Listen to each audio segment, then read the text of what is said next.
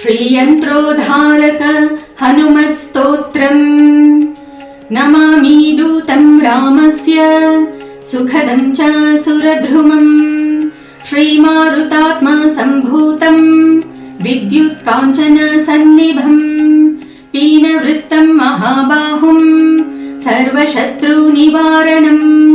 रामप्रियतमं देवं भक्ताभीष्टप्रदायकम् नानारत्नसमायुक्तं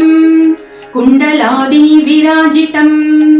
32 स्वर्णपीठविराजितं 30 कोटिबीजसंयुक्तं 12 प्रतिष्ठितं पद्मासनस्थितं देवं षट्कोणमण्डलमध्यगं चतुर्भुजं महाकायं सर्ववैष्णवशेखरं गदाभयकरं हस्तौ हृदि स्थौ सुकृताञ्जलिं हंसमन्त्रप्रवक्तारं सर्वजीवनियामकं प्रभञ्जनशब्दवाच्येन सर्वदुर्मतभञ्जकं सर्वादाभीष्टदातारं सतां वैदृढमहवे अञ्जनागर्भसम्भूतं सर्वशास्त्रविशारदं कपीनां प्राणदातारं सीतान्वेषणतत्परम् अक्षादिप्राणहन्तारं लङ्कादहनतत्परं लक्ष्मणप्राणदातारं सर्ववानरयूथपम् किङ्कराः सर्वदेवाद्याः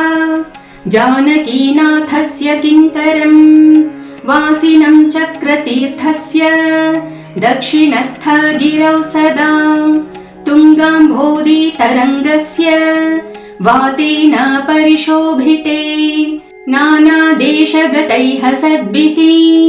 सेव्यमानं नृपोत्तमैः धूपदीपादिनैवेद्यैः पञ्चखाद्यैश्च शक्तितः भजामि श्रीहनुमन्तं हेमकान्तिसमप्रभं व्यासतीर्थयतीन्द्रेण पूजितं च विधानतः त्रिवारं य पठेन्नित्यं स्तोत्रं भक्त्या द्विजोत्तमः वाञ्छितं लभते अभीष्टं षण्मासाभ्यान्तरे खलु पुत्रार्थी लभते पुत्रं यशोर्थी लभते यशः विद्यार्थी लभते विद्यां धनार्थी लभते धनम् सर्वथा मास्तु सन्देहो हरिः साक्षी जगत्पतिः यः करोत्यत्र सन्देहं स याति नरकं ध्रुवम् यन्त्रोद्धारकस्तोत्रं 16 श्लोकसंयुतं श्रवणं कीर्तनं वा सर्वपापैः प्रमुच्यते इति श्रीव्यासराजकृत यन्त्रोद्धारक हनुमत्स्तोत्रम्।